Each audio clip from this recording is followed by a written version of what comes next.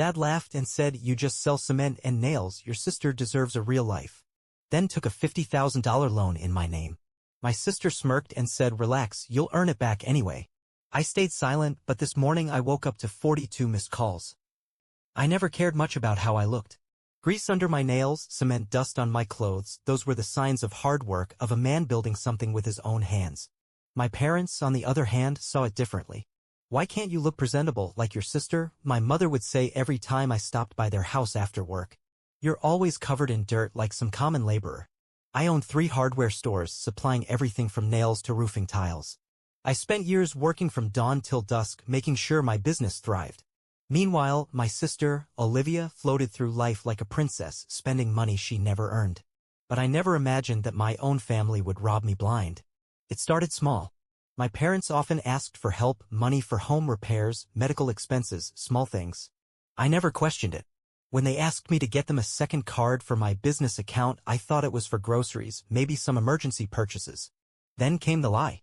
"Danny, we need a loan," my father said one evening, his voice heavy with false concern. "Your mother's health isn't great, and we have some urgent medical bills." I didn't even think twice. I went to the bank the next morning and co-signed a $50,000 loan under my name. But the money never went to medical bills. They spent it on Olivia. First-class tickets to Paris, a 5-star hotel in the heart of the city, designer clothes, spa treatments.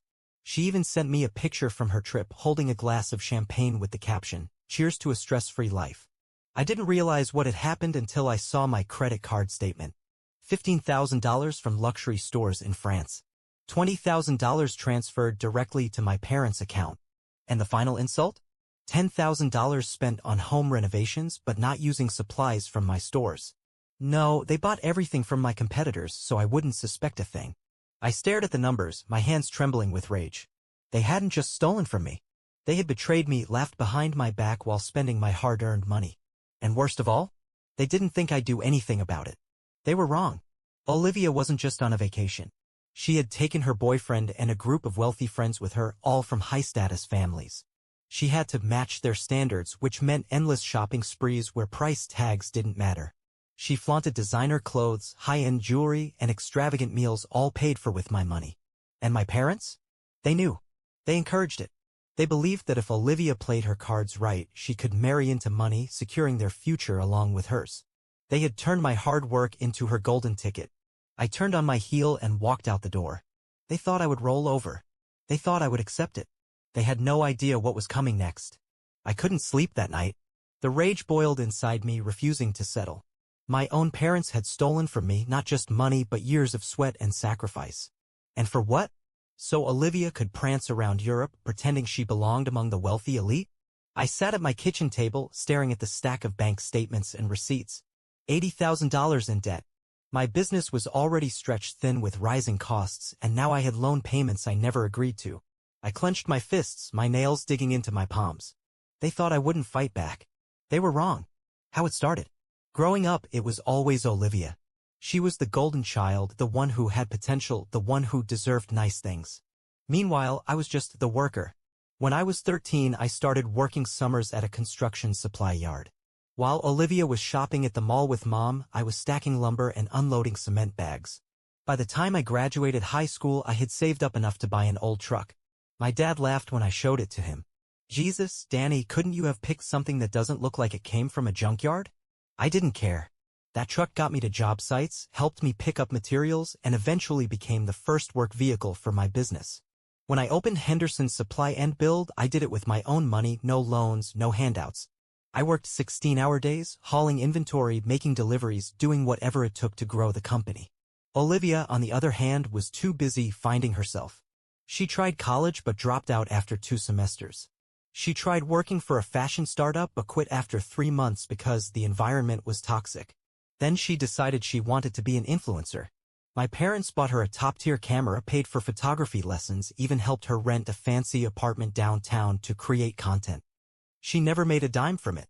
And yet, when she demanded a luxurious European vacation to network with high-value people, my parents didn't just agree. They stole from me to pay for it. How they hid it. At first, I didn't understand how they had pulled it off. They knew I monitored my business expenses closely, so how did they manage to steal so much without me noticing? Then I looked at the receipts again. They never bought anything from my store. Every single purchase, every bag of cement, every roll of insulation, every gallon of paint was from my competitor. They went out of their way to make sure I wouldn't see the transactions on my inventory logs. I called up an old friend who worked at Baker's Building Supplies, the biggest rival to my company. "Hey Matt," I said, trying to keep my voice even. "We haven't spoken in a while, but I was wondering, have my parents been buying a lot from you lately?" Matt hesitated. Yeah, actually. They placed some huge orders last month. Renovating the house, I think." I swallowed hard. "How much are we talking?" "Well, they spent about $30,000 here. And I know they ordered some high-end fixtures from another supplier." "Why?" My fingers tightened around my phone. "Just curious." I hung up and exhaled shakily. They stole my money to renovate their home, and they did it in a way that made sure none of the profits came back to me. I wasn't just furious anymore. I was done. The final insult. The next morning I drove to my parents' house. Their driveway had been repaved. Their front door was new, the windows freshly installed. The house didn't look like it needed any repairs at all. I stepped inside without knocking. My mom was in the kitchen, sipping coffee. She barely glanced at me. "Brian, if you're here to complain again, I don't want to hear it." I dropped the bank statements onto the counter. "Explain." She sighed, setting her cup down with an exaggerated motion. "Oh, Brian, you're still on about this? It's just money. You'll make more." I stared at her in disbelief. "Are you serious?" My dad walked in, adjusting his watch. "Look, son, you need to stop acting like a victim. Family helps each other out. That's how it works." "Help each other out?" I scoffed. "You didn't ask for help. You stole from me. You lied to my face about medical bills while you were blowing my money on Olivia's fantasy life." At that moment, Olivia waltzed in, her hair perfectly styled, her nails freshly manicured. She smirked when she saw me. "Oh God, Brian, are you still whining about that loan?" I turned to her, my hands trembling with barely contained fury. "That loan has my name on it. I'm the one paying it off." She rolled her eyes. "Relax.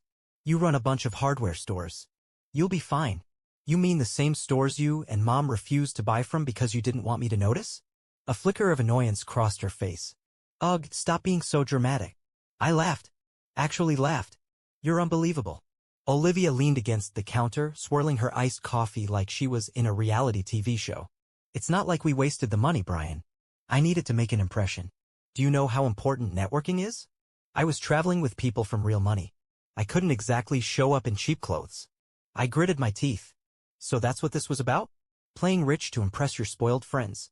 She flipped her hair over her shoulder. "It's called status, Brian. You wouldn't get it." My mother suddenly interjected, her tone softening. "Sweetheart, you have to understand. Olivia has a chance to marry well. If she lands the right husband, it'll benefit all of us." I went still. "You stole my money because you thought Olivia needed it to trap some rich guy?" My father shrugged. "It's an investment in the future, son. You'll see." I looked at all three of them. My entitled sister, my smug father, my dismissive mother. I had spent my whole life breaking my back for this family. And this is how they repaid me? I exhaled slowly and shook my head. "No," I said. "Not anymore." I turned and walked out. They didn't know it yet, but this was the last time they would ever take anything from me. Because I wasn't just leaving. I was about to burn everything down. I didn't go back to my parents' house after that. I didn't answer their calls, didn't reply to their messages. They thought I was just throwing a tantrum. They had no idea I was about to make them regret every single decision that led to this moment. The damage they did. First, I had to assess just how much damage they had done to my business. I spent the next few nights going through my accounts, invoices, and expenses. The loan they tricked me into taking was just the tip of the iceberg. $80,000 in debt under my name. $30,000 spent at my competitor's store, funneling money out of my own business. $20,000 spent on Olivia's luxury vacation. $10,000 on high-end renovations to their house. Meanwhile, my stores were struggling. Inventory was running low. I had pending orders I wasn't sure I could afford to fulfill. My parents had stolen not just my money, they had stolen my future. But I wasn't going to let them win. The first strike. I knew my parents were comfortable. Too comfortable. They thought they were untouchable because they assumed I wouldn't fight back. So I made my first move. I walked into my bank the next morning and froze every single account they had access to. The secondary credit card? Cancelled. The account where I transferred money to help them with bills? Locked. The automatic payments they had set up? Declined. Within hours, my phone blew up. "Mom, Brian, what's going on?" I can't withdraw money. Dad, call me. Now. Olivia, WTF, Brian? My rent payment bounced. I smiled. I wasn't done exposing the lie. Next, I went to visit my accountant and my lawyer. Brian, you should have come to me sooner, my lawyer, Mark, said as he flipped through the loan documents. This is fraud. You have every right to press charges. I had suspected as much. My parents forged some of my signatures on certain documents, particularly where they authorized charges I never agreed to. Can we prove it? I asked. Mark smirked. Oh, absolutely. That night I sent my parents a message. I know what you did. I have the bank statements, the receipts, and the proof of forgery. You have 48 hours to pay back every cent or I take legal action. Silence.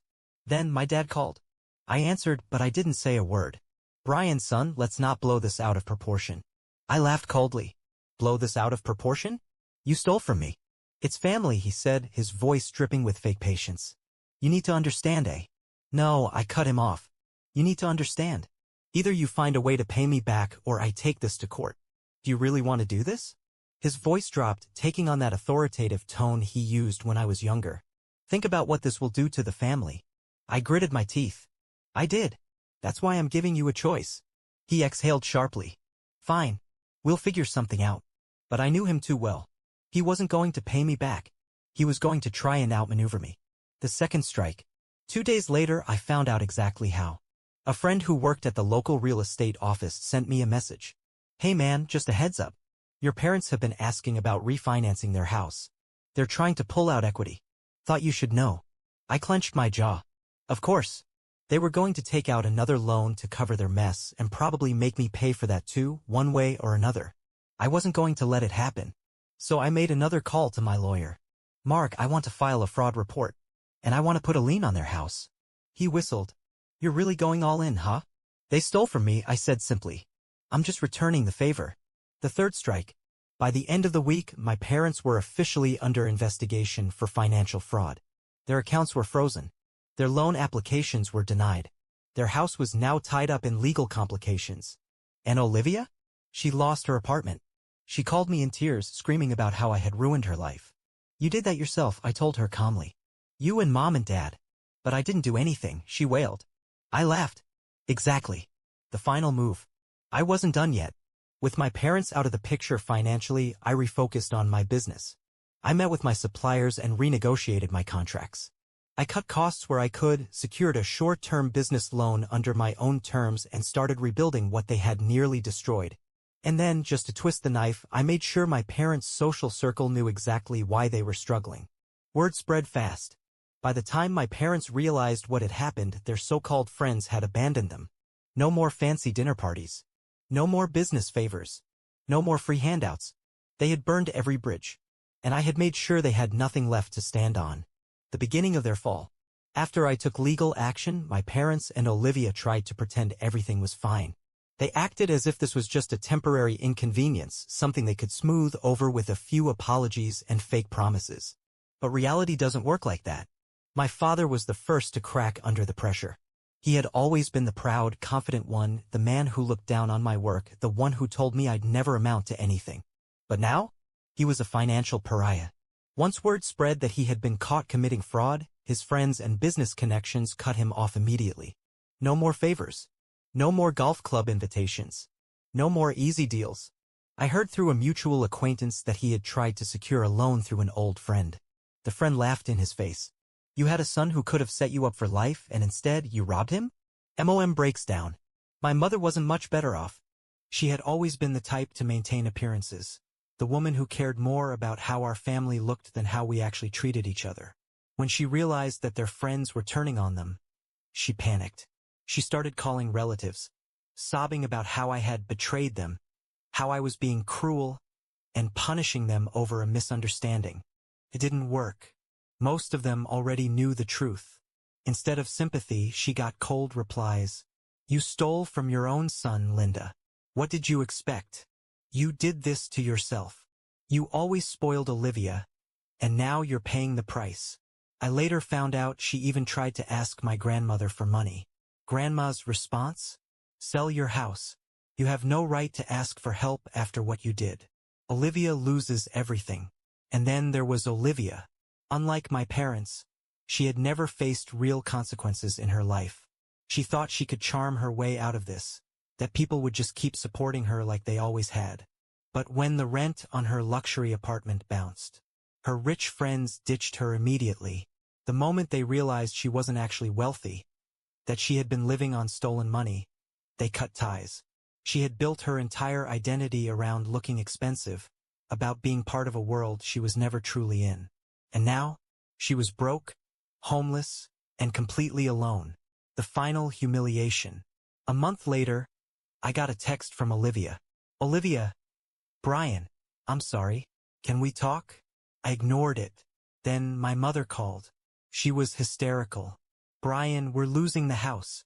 We have nowhere to go. I took a deep breath. You should have thought about that before stealing from me, I said coldly. Brian, please, she begged. We're family. I laughed. That never mattered when you were spending my money. Did it? She burst into tears. I didn't care. They had made their choices, and now they were paying for them. The house is gone. A few weeks later, their house was officially foreclosed. They had no savings left. No one willing to help. Nothing. I heard that they ended up moving into a tiny rental, something way beneath the luxury lifestyle they had tried to maintain.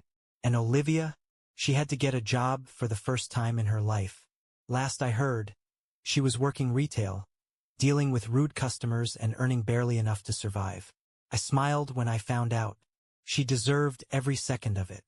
1 year later, a full year had passed since I walked away from my family for good. A year since I refused to be their victim any longer. And my life? It was better than ever. My business had recovered and expanded. I opened a new store across town, one that quickly became even more successful than the first. I hired more staff, renegotiated contracts with better suppliers, and finally had the financial security I had worked so hard for. Most importantly, I no longer had to clean up their messes. Every cent I made was mine, not a safety net for people who never respected me. But my parents and Olivia? They were still living the consequences of their betrayal. What happened to them? After their house was foreclosed, they had to move into a small rental apartment in a less desirable part of town. My father, once so proud and respected, was jobless and ignored. No one wanted to associate with a man who stole from his own son and then lost everything. My mother had tried to maintain her social life, but gossip spreads fast.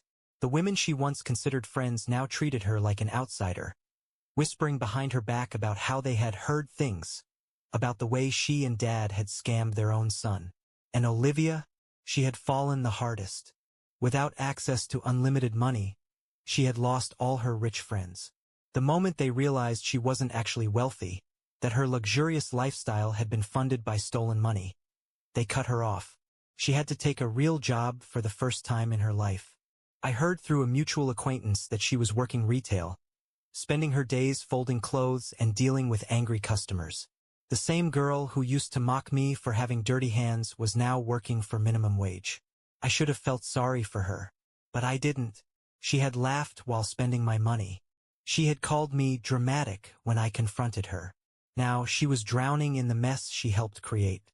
The last attempt. One evening, after closing up my store, my phone buzzed. I glanced at the screen. Unknown number. I already knew who it was before I opened the message. Mom, Brian, please.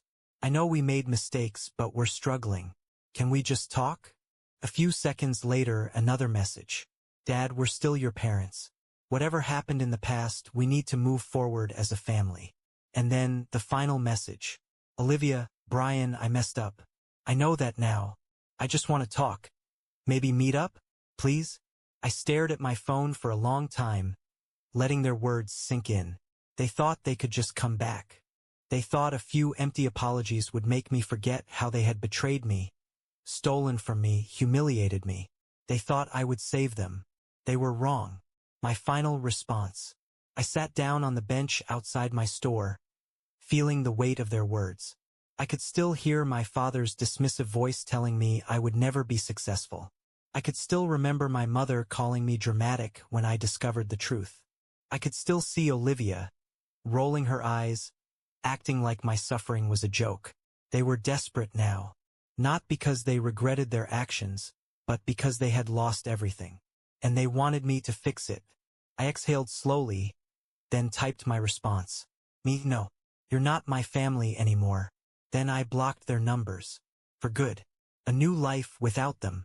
As I put my phone away, I looked up at the bright neon sign above my store. Henderson Supply and Build. I built this. I made this happen. Without their help. Despite them. For the first time in my life I was truly free. And it felt good. Final update. Hey everyone. It's been a year since everything went down, and I wanted to give you all an update, and maybe get your thoughts on something that's been on my mind.